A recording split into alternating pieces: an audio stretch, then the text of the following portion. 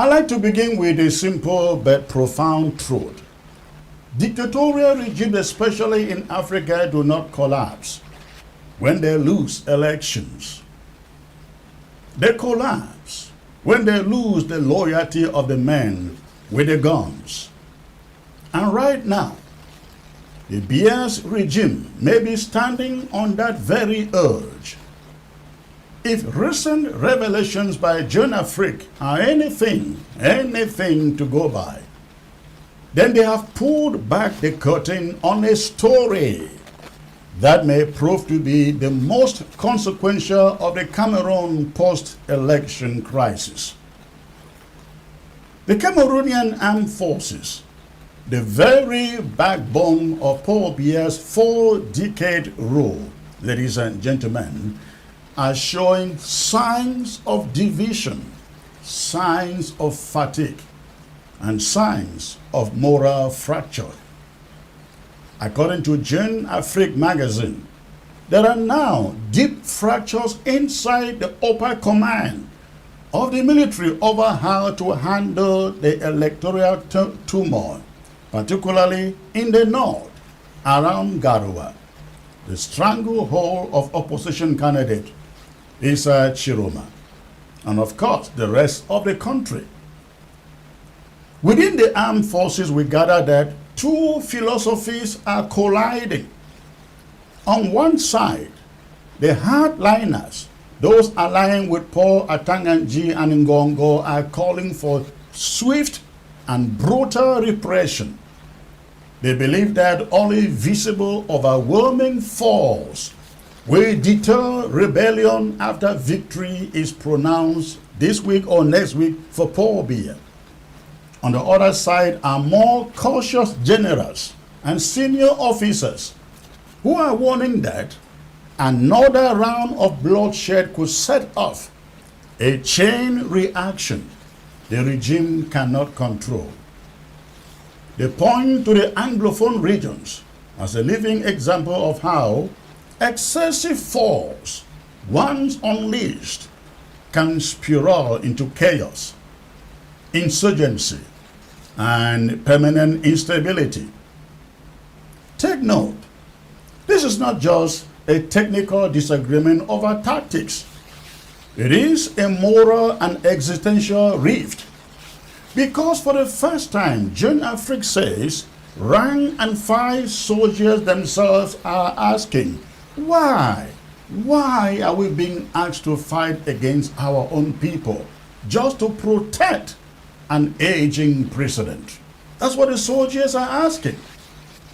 That single question captures the spirit of a crumbling obedience. The very soldiers who once upheld the regime's cohesive force, they are now beginning to doubt not their ability, but their cause, the reason they should be fighting their own people. The cracks are not only moral, they are material. They argue that they are unpaid, under-equipped, and deeply unequal. Senior officers live well, while the ordinary soldier is worn out and disillusioned. And in that weariness lies danger.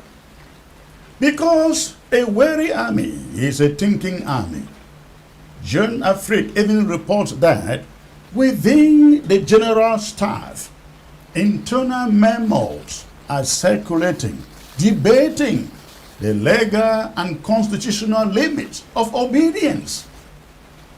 What this means, ladies and gentlemen, is that Cameroon's military hierarchy, long seen as unshakable, is now beginning to fragment. There are now two possible forms of that fragmentation.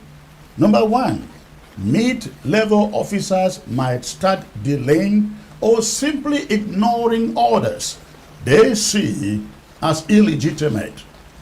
Then number two, and perhaps more dangerously, a silent shift of loyalty where troops begin to identify more with the people or even with opposition figures than with the regime itself.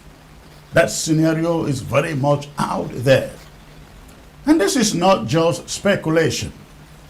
June Afrique says Issa Chiroma's message to the army to protect the people, not dictators, has been circulating and gathering approval among military units in the West, the Littoral, and the Far North, or call it the Grand North.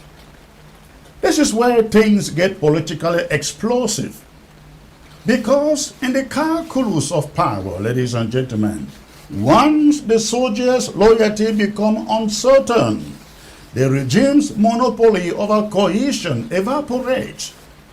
That is how dictators die. Not in the ballot box, but in the barracks. The regime's old formula is now failing. For 43 years, Paul Biya's survival strategy has rested on two pillars. One, co-option of the elite, including chiefs and funds. And two, control of the security forces. Keep the generals rich and the troops loyal, and the regime survives any storm. That has been the philosophy. But now, both those pillars are trembling. If Jeune Afrique's revelations are accurate, Biya faces five interlinked dangers. An army too divided or reluctant to repress cannot protect a torturing regime. Number two, if the troops start seeing Issa Chiroma as a legitimate and credible leader, the political ground shifts beneath the presidency. Number three, the clash between Atanganji's camp and those urging restraint could ignite rival command centers or structures and even mutinies. Number four, an aging ruler, and talking of Paul Biya here, an unpopular party and a demoralized army equal a perfect storm. If the army itself begins debating its obedience, the regime can no longer claim to be defending order as they want us to believe. All this is happening against the volatile backdrop of the pending presidential election results.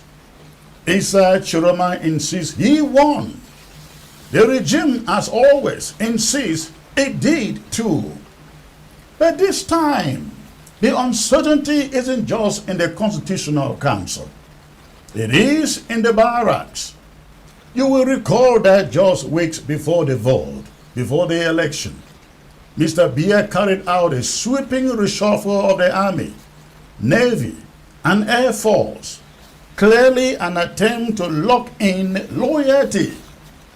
Yet that move may have had the opposite effect. It deepened resentment among those who felt sidelined. Now, Jeune Afrique says even government advisors, Cameroon government advisors, are warning against deploying brute force in the north because it could provoke open mutiny or quiet destruction. There is an astonishing admission.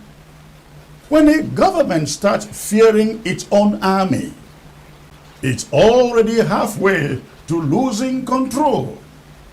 If these reports are true, Cameroon could be entering uncharted territory. Scenario 1. The regime tries to reassert control through selective cohesion using only its most loyal elite units, like the Rapid Intervention Battalion, while offering pay raises and promotions to calm the rest. Scenario number 2. The nightmare scenario is the fragmentation or rebellion. If entire units begin refusing orders or siding with opposition movements, the regime in Yaoundé could lose control of its cohesive apparatus overnight, suddenly. Scenario number 3, a drawn-out stalemate where the Biya government refrains from major repression out of fear of mutiny, prolonging the electoral dispute and leaving the country in political paralysis. Whichever path it takes, the fact remains, the army, Biya's last line of defense, is showing signs of strength. Signs of strength. And here is where Issa Chiroma comes in, ladies and gentlemen. Amid this confusion, Issa Chiroma Bakari's recent public appeal to the armed forces may prove to be the most strategic political move of his career. His message to the military: protect the people, not dictators, was more than rhetoric. It was a direct challenge to the regime's core source of power. If the Biya regime were to declare itself victorious through the Constitutional Council or the usual manipulation, Issa Chiroma could leverage this moment of shifting loyalty to stand his ground. Just picture it, think about it. From his political base in Garoua, backed by sections of a sympathetic army, and the popular masses in the north and across the south, Issa Chiroma could declare himself the legitimate president and then establishing a de facto authority under the banner of protecting democracy and the will of the people. Nobody will blame him and nobody will resist him. The people are on his side. That would not be mere defiance. It would be a direct fracture of state authority. And such a move, under the protection of a loyal faction of the army, could paralyze the Biya's regime, forcing negotiations, defections, or even a rapid disintegration of Central Command in Yaoundé. We are therefore not simply talking about an election dispute here anymore, ladies and gentlemen. We are talking about the possible geographic and institutional fragmentation of state power itself in Yaoundé. This is the broader implication. The broader implication. If the Cameroon army begin to split its loyalty between the regime and the people and Issa Chiroma, Cameroon could face its gravest test in decades. The ripple effects would be enormous. The Ambazonia conflict would intensify as troops and commanders become distracted or divided. Jihadist groups in the far north could, I'm talking about the Boko Haram and so on, they could exploit the vacuum. And internationally, Cameroon's image as a stable state in Central Africa would crumble overnight. It would be gone. For Paul Biya, the lesson is stark. His biggest threat is no longer the opposition or foreign critics. It is the erosion of trust within his own forces.